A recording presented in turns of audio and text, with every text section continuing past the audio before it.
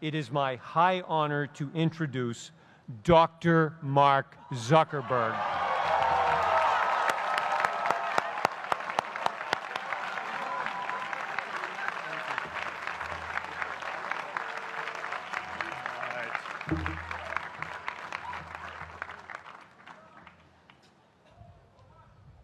I love this place.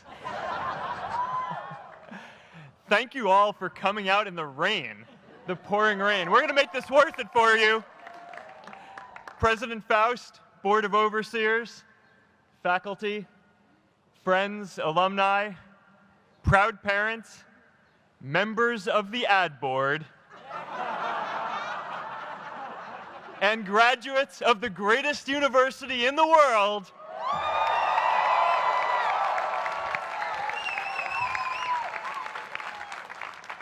I am honored to be here with you today because, let's face it, you accomplished something I never could. If I get through this speech today, it'll be the first time I actually finish something here at Harvard. Class of 2017, congratulations.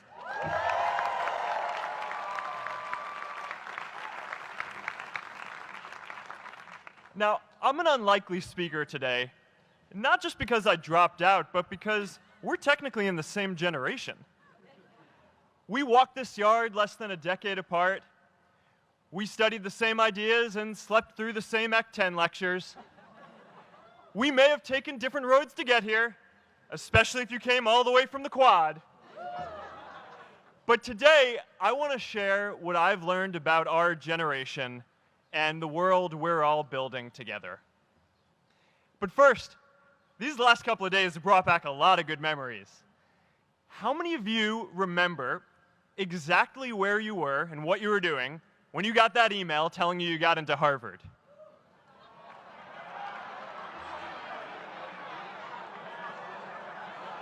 I was playing the video game Civilization, and I ran downstairs and got my dad, and for some reason, his first reaction was to video me opening the email. That could have been a really, really sad video. But I swear, getting into Harvard is the thing my parents are most proud of me for. My mom is nodding. You all know what I'm talking about. Look, guys, it's tough to beat this. You'll see when you get out there. How many of you remember your first lecture here at Harvard? Mine was Computer Science 121 with the incredible Harry Lewis. Harry. I was running late for class, so I threw on a t-shirt, and I didn't realize until afterwards that I put it on inside out and backwards, and my tag was sticking out the front. I couldn't figure out why no one in class would talk to me. Except for this one guy, KX Jin. He just went with it. We started doing our problem sets together, and now he runs a big part of Facebook. And that, class of 2017, is why you should be nice to people.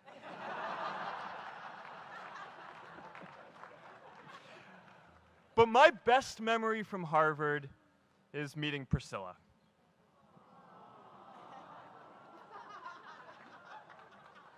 I had just launched this prank website, FaceMash. And the ad board wanted to see me. Everyone thought I was going to get kicked out. My parents drove up here to help me pack my stuff. My friends threw me a going-away party. Who does that? As luck would have it, Priscilla was at that party with her friends, and we met in line for the bathroom in the Foho Bell Tower, and in what must be one of the all-time most romantic lines, I turned to her and said, "I'm getting kicked out in 3 days, so we need to go on a date quickly." Actually, any of you graduating today can use that line. I'm getting kicked out today. We need to go on a date fast. I didn't end up getting kicked out. I did that to myself. Priscilla and I started dating, and, you know, that movie made it seem like FaceMash was so important to starting Facebook. It wasn't. But without FaceMash, I never would have met Priscilla. and Priscilla's the most important person in my life. So you could still say it was the most important thing I built in my time here.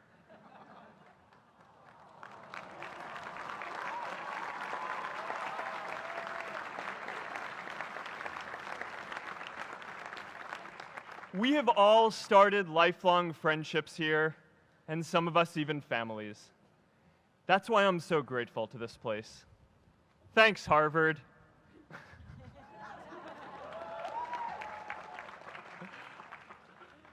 Today, I want to talk about purpose. But I'm not here to give you the standard commencement about finding your purpose. We're millennials. We try to do that instinctively. Instead, I'm here to tell you that finding your purpose isn't enough. The challenge for our generation is to create a world where everyone has a sense of purpose. One of my favorite stories is when JFK went to go visit the NASA Space Center, and he saw a janitor holding a broom, and he asked him what he was doing, and the janitor replied, "Mr. President, I'm helping put a man on the moon." Purpose is that feeling that you are a part of something bigger than yourself, that you are needed, and that you have something better ahead to work for. Purpose is what creates true happiness. And you are graduating at a time when this is especially important. When our parents graduated, that sense of purpose reliably came from your job, your church, your community. But today, technology and automation are eliminating many jobs. Membership in a lot of communities has been declining, and a lot of people are feeling disconnected and depressed and are trying to fill a void in their lives.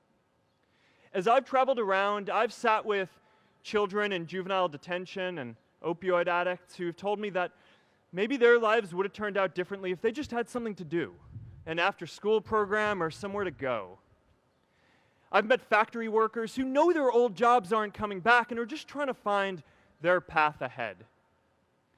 For our society to keep moving forward, we have a generational challenge to not only create new jobs, but create a renewed sense of purpose.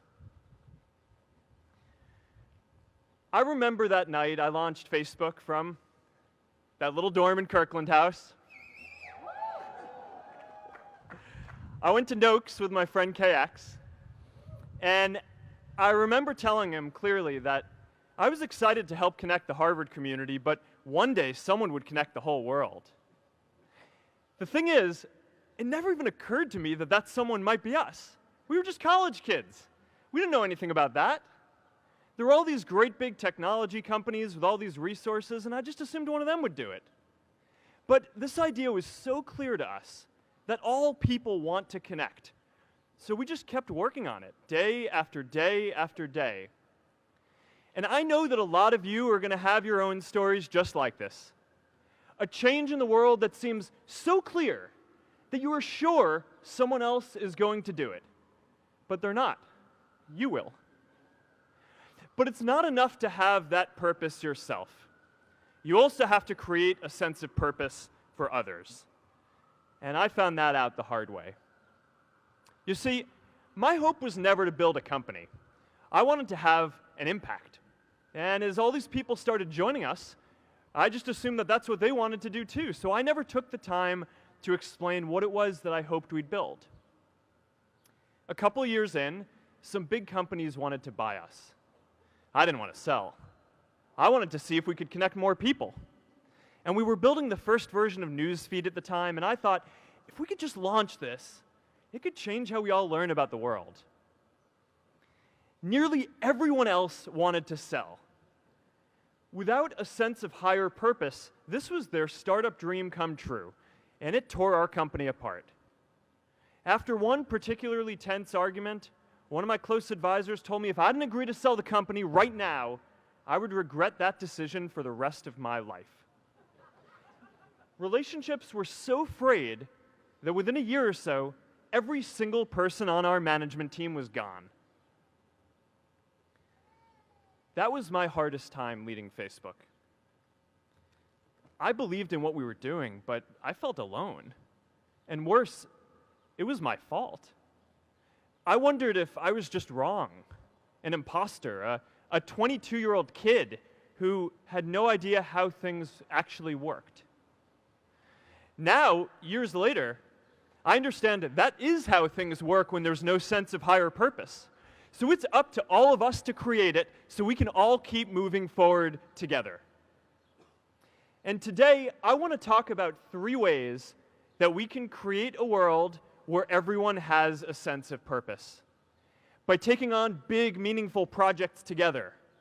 By redefining equality so everyone has the freedom to pursue their purpose. And by building community all across the world. So first, let's take on big, meaningful projects. Our generation is going to have to deal with tens of millions of jobs replaced by automation like self-driving cars and trucks. But we have the potential to do so much more than that. Every generation has its defining works. More than 300,000 people worked to put that man on the moon, including that janitor.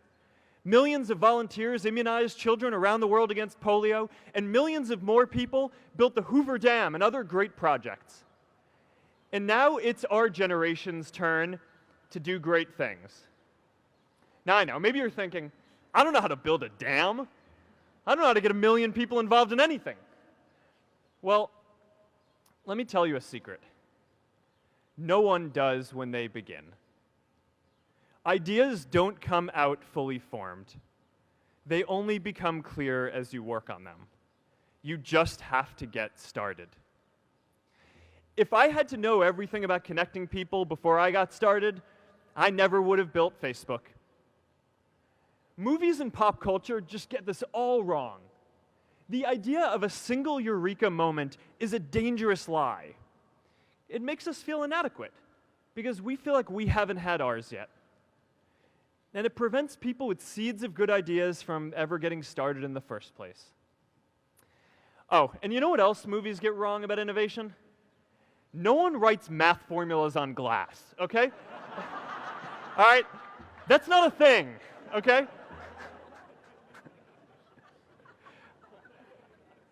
It's really good to be idealistic, but be prepared to be misunderstood. Anyone working on a big vision is going to get called crazy, even if you end up right. Anyone taking on a complex problem is going to get blamed for not fully understanding it, even though it's impossible to know everything up front. Anyone taking initiative will always get criticized for moving too fast because there's always someone who wants to slow you down. In our society, we often don't take on big things because we're so afraid of making mistakes that we ignore all the things wrong today if we do nothing. The reality is, anything we do today is going to have some issues in the future. But that can't stop us from getting started. So what are we waiting for? It is time for our generation-defining great works. How about stopping climate change before we destroy the planet and getting millions of people involved manufacturing and installing solar panels?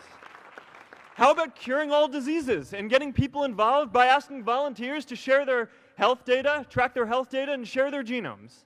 You know, today, our society spends more than 50 times as much treating people who are sick as we invest in finding cures so people don't get sick in the first place. It makes no sense. We can fix this. How about modernizing democracy so everyone can vote online? And how about personalizing education so everyone can learn? These achievements are all within our reach. Let's do them all in a way that gives everyone in our society a role. Let's do big things, not just to create progress, but to create purpose.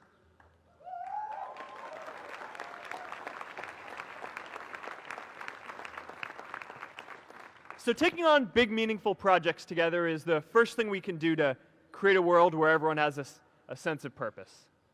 The second is redefining our idea of equality so everyone has the freedom to pursue their purpose. Now, many of our parents had stable jobs throughout their careers, but in our generation, we're all a little entrepreneurial, whether we're starting our own projects or finding our role in another one.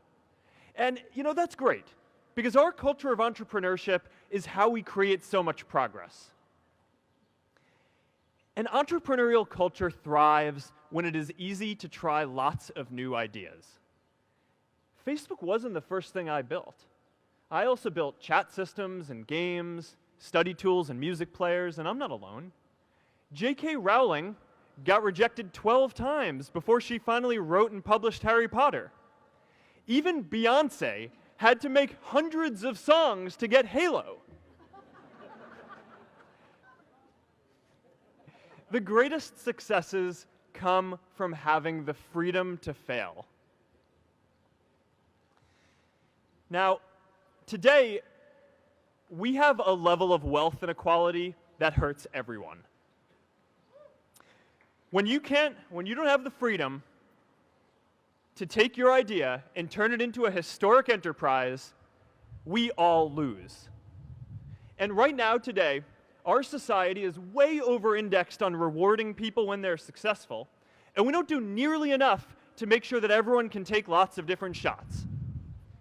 Now, let's face it, there is something wrong with our system when I can leave here and make billions of dollars in 10 years, while millions of students can't even afford to pay off their loans, let alone start a business.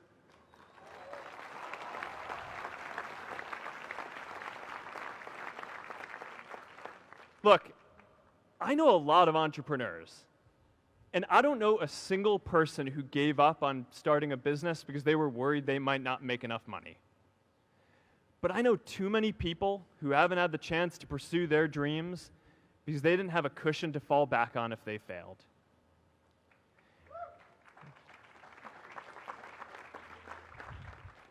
We all know you don't get successful just by having a good idea or working hard.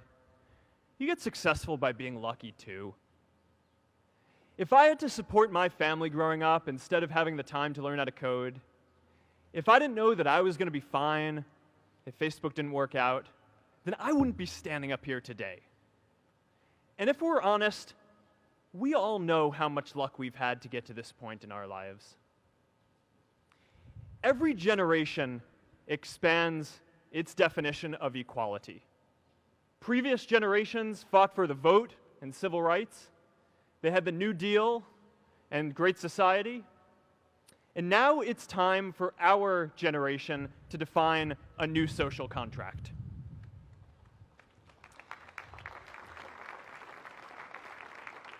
We should have a society that measures progress not just by economic metrics like GDP, but by how many of us have a role we find meaningful. We should explore ideas like universal basic income to make sure that everyone has a cushion to try new ideas.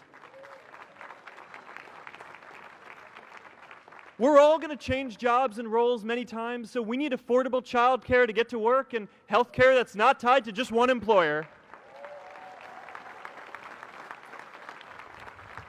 And we're all going to make mistakes. So we need a society that's less focused on locking us up and stigmatizing us when we do. And as our technology keeps on evolving, we need a society that is more focused on providing continuous education through our lives.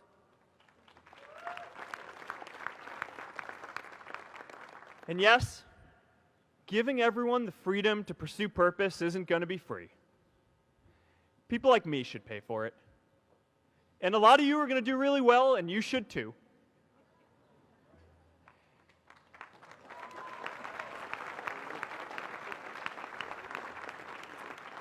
That is why Priscilla and I started the Chan Zuckerberg Initiative and committed our wealth to promoting equal opportunity.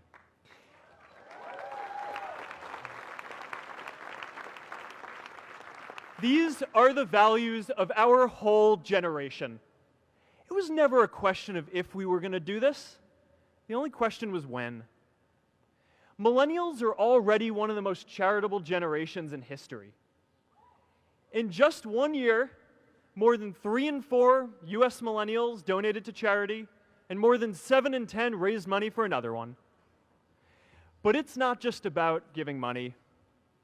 You can also give time. And I promise you, if you just take an hour or two a week, that's all it takes to give someone a hand and help them reach their potential. Now, maybe you're thinking, that's a lot of time. I'm not sure if I have that much time. I used to think that. You know, when Priscilla graduated from Harvard, she became a teacher. And before she'd do education work with me, she told me that I needed to get my own experience teaching a class. At first, I complained. I said, you know, I'm kind of busy. I'm running this company. But she insisted. So I taught an after-school program at the local Boys and Girls Club on entrepreneurship. I taught those kids lessons on product development and marketing, and they taught me what it was like growing up feeling targeted for your race, and what it's like having a family member in prison. I shared stories of my time in school, and they shared their hope that one day they would get to go to college too. For 5 years, I've had dinner with those students every month. One of them even threw Priscilla and me our first baby shower. And next year, they're going to college. Every one of them, first generation in their families. We can all make time to give someone a hand. Let's give everyone the freedom to pursue purpose, not just because it's the right thing to do, but because when more people can turn their dreams into something great, we are all better for it.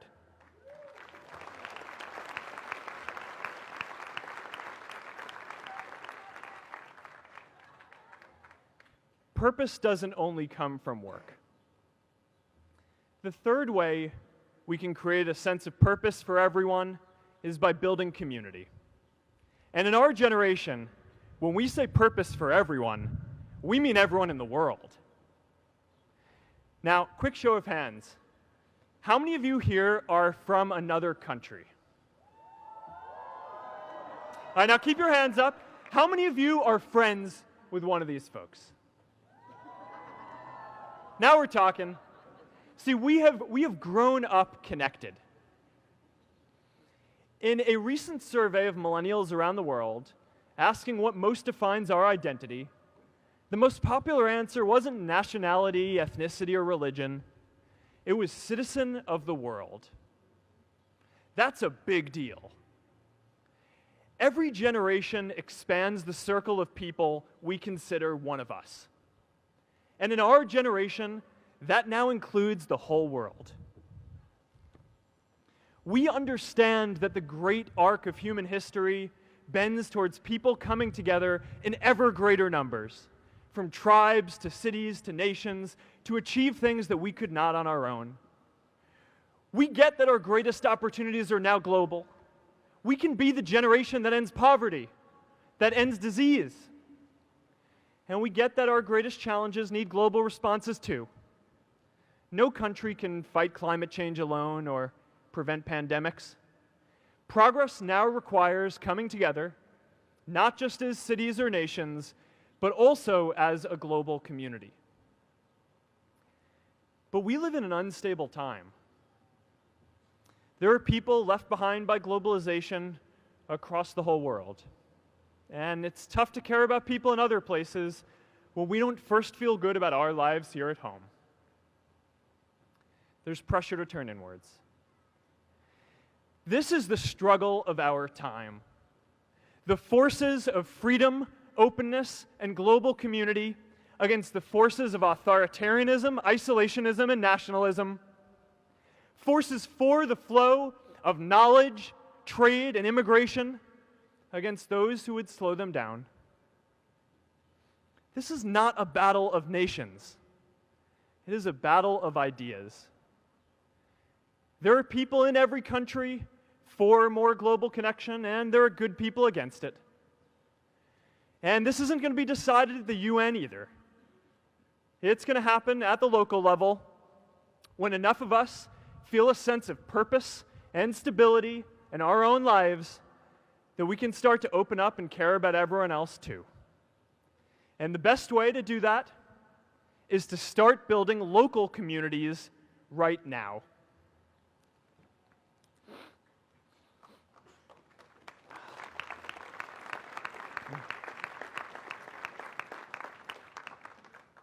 We all get a lot of meaning from our communities. Who here's from Elliott House? How about Lowell? I know you guys found community because you literally live right on top of each other. And Mather? I'll just leave that there. Whether our communities are houses or sports teams, churches or a cappella groups, they give us that sense that we are a part of something bigger, that we are not alone. They give us the strength to expand our horizons. And that's why it's so striking that over the past few decades, membership in all kinds of communities has declined by as much as 1/4. That's a lot of people who now need to find a sense of purpose somewhere else. But I know that we can rebuild these communities and start new ones because many of you already are. I met Agnes Agoye, who's graduating today. Agnes, where are you?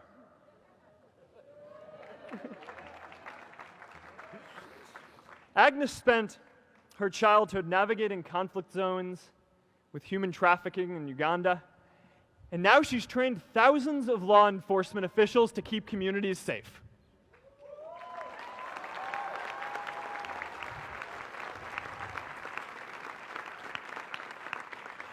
I met Kayla Oakley and Neha Jain, who are graduating today too. Stand up, guys. Kayla and Neha started a nonprofit that connects people suffering from chronic illnesses with people in their communities who are willing to help out.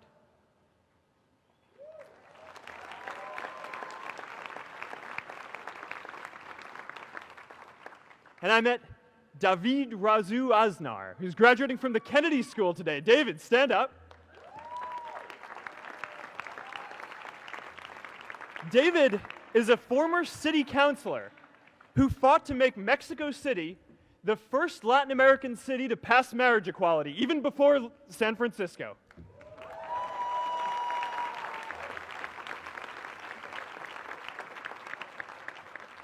And this is my story too. A student in a dorm, connecting one community at a time and keeping at it until one day we can connect the whole world. Change starts local. Even global change starts small with people like us. In our generation, the struggle of whether we connect more, whether we achieve our greatest opportunities, comes down to this: your ability to build communities and create a world where every single person has a sense of purpose.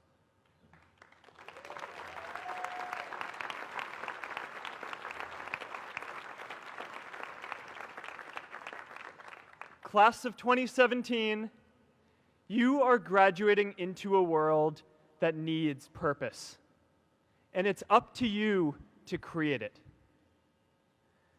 Now, maybe you're asking yourself, can I really do this? Well, remember when I told you about that class I taught at the Boys and Girls Club? One day after class, I was talking to my students about going to college, and one of my top students raised his hand and said that he wasn't sure he could go to college because he's undocumented. He wasn't sure if they'd take him. Last year, I took him out to breakfast for his birthday, and I wanted to get him a gift, so I asked him what he wanted, and he just started talking about struggles that he saw other students in his class facing, and finally said, "You know, I'd really just like a book on social justice." I was blown away. Here is a young guy who has every reason to be cynical. He wasn't sure if the country he calls home, the only one he's known, was going to deny him his dream of going to college. But he wasn't feeling sorry for himself. He wasn't even thinking of himself. He has a greater sense of purpose, and he's going to bring people along with him. It says something about our situation today that I can't even say his name because I don't want to put him at risk. But if a high school senior who doesn't know what the future holds for him can do his part to move the world forward, then we owe it to the world to do our part too.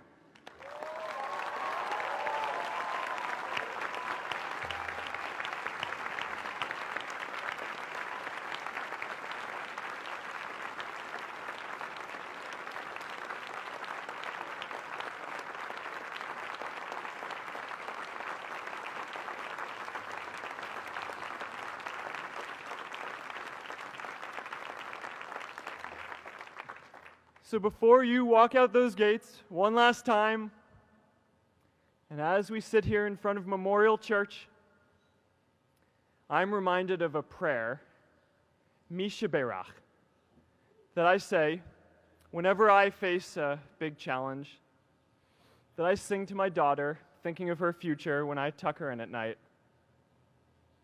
And it goes, "May the source of strength, who's blessed the ones before us, help us find the courage to make our lives a blessing." I hope you find the courage to make your life a blessing. Congratulations, class of 2017. Good luck out there.